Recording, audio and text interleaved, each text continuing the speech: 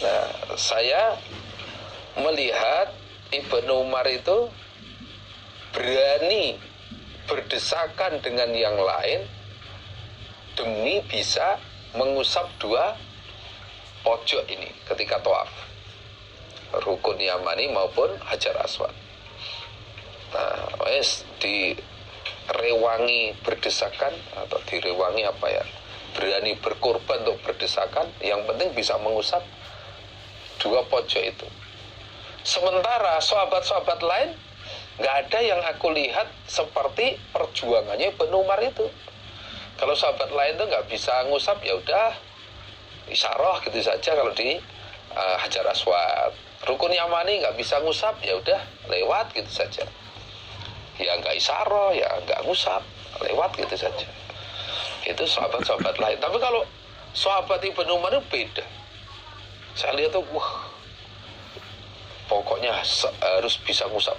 Nah, sampai berdesakan itu berani dia. Akhirnya fakultu berkata aku, Abi, ya Abu Abdurrahman, wahai Abu Abdurrahman. Ya, Ibnu Umar itu julukannya Abu Abdurrahman, karena anak pertama laki-lakinya namanya Abdurrahman. Innaka, sesungguhnya engkau Ibnu Umar atau Abu Abdurrahman, ikutu zahimu, berdesakan engkau ala rukna ini atas dua pojok, zihaman dengan berdesakan sungguh. Maro'a itu tidak melihat aku Abi, ahadan pada seorang pun min ashabin Nabi, dari beberapa sahabat Nabi Sallallahu Alaihi Wasallam, yuzahimu, berdesakan siapa ahad, alaihi, atas pojok, atas mengusap pojok tadi. Nah, terus daripada saya penasaran, saya tanyakan pada Ibnu Umar, hai Abu Abdurrahman, nah, saya lihat engkau kok berani berdesakan di tengah kerumunan orang banyak, kamu berani demi bisa mengusap dua pojok itu. Sementara sahabat yang lain nggak saya lihat seperti itu. Nah, kenapa sih kok Bapak sampai berani ataupun menunggu atau sampai bisa ngusap walaupun dengan berdesakan? Memangnya ada apa? Faqala, maka menjawab siapa Ibnu Umar, in af'al, jika mengerjakan berdesakan tadi, fa ini, maka sesungguhnya aku iku sami'tu, telah mendengar aku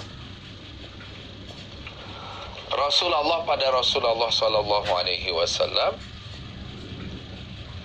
yaqulu, bersabda Nabi, inna maskahuma, sesungguhnya mengusap pada keduanya, kedua pojok itu, iku kafaratul khotoya, itu zomah ten diganti zomah biasa, iku kafaratul khotoya, menjadi penghapus beberapa dosa atau beberapa kesalahan. Nah,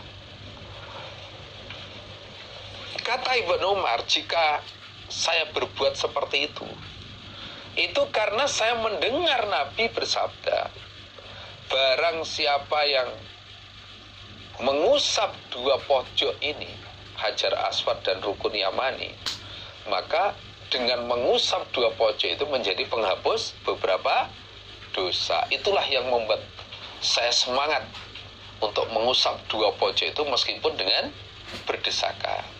Nah, ini menunjukkan bahwa sahabat Ibnu Umar itu benar-benar tawaf seperti yang disabdakan Nabi itu. Nah, ingin mengikuti sunnah Nabi yang ada kefadolannya tadi. Wasamitu, dan mendengar aku Ibnu Umar pada Nabi, yaqulu bersabda Nabi, man barang siapa tofa yang tawaf dia bihadzal bait, di ini Baitullah, usbu'an 7 putaran, 7 putaran, fa'asau maka menghitung dia pada 7, dihitung betul, nggak sampai kurang juga nggak lebih, dihitung betul. Karena maka ada siapa man iku kait kirokobatin, sebagaimana memerdekakan seorang budak.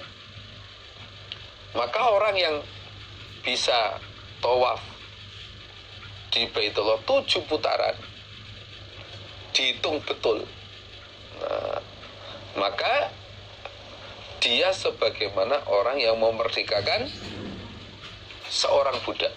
Wah, luar biasa ini. Luar biasa. Wasami itu, dan mendengar aku Ibnu Umar pada Nabi, yaqulu bersabda Nabi, la yadau, tidak meletakkan siapa orang yang tawaf, tidak meletakkan siapa orang yang tawaf qadaman pada telapak kaki, wala yarfau, dan tidak mengangkat dia ukhra pada telapak kaki yang lain. Nah, karena tawaf kan kaki kanan diletakkan, kaki kiri diangkat, kaki kiri diletakkan, kaki kanan diangkat. Nah, begitu. Illa, kecuali hatta menghapus sapa Allah, menghapus sapa Allah anhu dari man khotiatan, pada satu kesalahan, wa kataba, dan menulis siapa Allah lahu untuknya, dia sebab langkah hasanatan, pada satu kebaikan. Nah, itu. Dan saya juga pernah mendengar Nabi bersabda, ketika orang yang tawaf itu meletakkan telapak kakinya yang satu, kemudian mengangkat telapak kaki yang lain, maka Allah menghapus satu kesalahan dan menulis satu kebaikan untuknya. Dan itulah kefadolan orang yang tawaf. Maka saya semangat untuk tawaf, kemudian mencium atau mengusap hajar aswad dan mengusap rukun yamani, meskipun berdesakan nggak apa-apa lah, yang penting saya dapat kefadolannya. Nah, inilah perjuangan ataupun sikap yang dibuatkan oleh sahabat Ibnu Umar di dalam mengikuti sunnah Nabi itu sampai begitu, berani berkorban untuk desek-desekan nggak apa-apa lah. Nah, kalau sekarang ya kita atur lah, kalau memang kita mampu ya monggo silahkan. Tapi kalau di situ kok umumnya perempuan, ketika di Hajar Aswad umumnya rombongan perempuan sedang berdesakan. Nah, kita yang laki-laki ya jangan di situ, gitu, jangan di situ. Nanti dosanya dengan pahalanya ini timbangannya gimana ini nanti, ya? Apalagi sengaja untuk bersentuhan dengan perempuan yang bukan mahramnya. Nah, ini bahaya juga. Maka ya tetap ditimbang, tetap dipertimbangkan manfaat dan mudaratnya. Ibahatul kalam, diperbolehkannya bicara. Fit tawafi, di waktu tawaf, dibolehkannya bicara ketika keadaan tawaf. Akhbarana Yusuf bin Sa'idin, akhbarana menghabari padaku Imam Nasai yang pertama itu. Sopo Yusuf bin Sa'id, qala hadatsana Hajat an Ibni Jurayjin. Qala berkata siapa Ibnu Jurayj, akhbarul Hasan bin Muslim, ha itu khiwalah, ganti guru. Imam Nasai berguru pada yang lain. Wal Harith, dan menghabari padaku sopo Harith, menghabari padaku Imam Nasai sopo Harith bin Miskin, qiraatan dengan bacaan Ali atas Haris. Artinya murid lainnya yang membaca, Haris yang menyimak. Lah Imam Nasai ikut mendengarkan. Ikut mendengarkan. Kenapa kok Haris menyimak? Karena memang Haris ketika menyampaikan hadis ini yang membaca adalah murid. Lah Imam Nasai itu ada di luar. Ibaratnya sekarang di luar kelas gitu. Di luar kelas tapi ikut mendengarkan.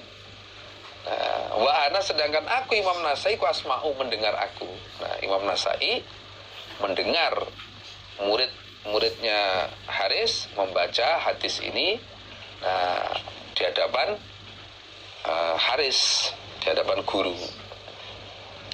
Ani bin Wahbin akhbarani Ibnu Jurayjin. Ibnu Jurayjin itu ya, harokatnya jim, bukan Jaroijin tapi Jurayjin.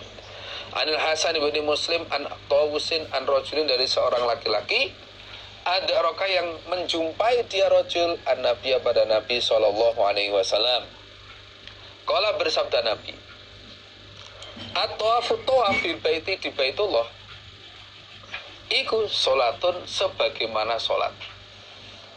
Tawaf di Baitullah itu hukumnya sama dengan sholat, sehingga harus keadaan suci, berwudu, bajunya juga suci, pakaiannya suci, nah itu, dan sebagainya. Terus nggak boleh bicara. Fa'akilu maka menyedikitkanlah kalian minal kalam dari ucapan. Maka sedikitkanlah ucapan, ngobrol kamu, sedikitkan banget. Jangan malah tawaf untuk ngobrol. Nah, itu jadi boleh bicara tapi jangan sering atau jangan banyak. Nah, itu menunjukkan bahwa ketika tawaf boleh bicara tapi ya seperlunya saja, jangan banyak bicara, supaya memperbanyak doa yang di atas tadi saja. Akhbarul Humaydi menghabari padaku Imam Ad-Darimi. Sobal Humaydi hadatsana Fudail bin Iyadin an Atha bin Sa'ib an Tawusin an Ibnu Abbasin qala Rasulullah sallallahu alaihi wasallam at-tawafu tawaf bil baiti di Baitullah iku salatun sebagaimana salat. Ya harus wudu, enggak boleh sambil makan, enggak boleh sambil minum, enggak boleh banyak bicara. Illa kecuali annallah sesungguhnya Allah iku ahalla telah menghalalkan siapa Allah fi dalam tawaf al-mantik pada bicara. Cuma bedanya kalau sholat nggak boleh ngomong sama sekali, tapi kalau tawaf itu masih boleh bicara, tapi ya seperlunya, itu seperlunya saja. Jangan jangan sampai ketika tawaf malah jadi ajang untuk menggunjing, nggak, jangan. Tapi supaya ngomong yang baik. Faman maka barang siapa natoko yang bicara dia, yang ngomong dia fi di dalam waktu tawaf, fala yantik maka jangan bicara dia illa kecuali bi khair dengan yang baik. Maka ketika tawaf supaya bicara yang baik, contohnya ya seperti yang tadi, atau bicara menceritakan mangkulnya atau ilmunya tentang rukun Yamani, rukun Hajar Aswad, masalah tawaf, itu boleh. Tapi kalau bicara keduniaan ya dihindari.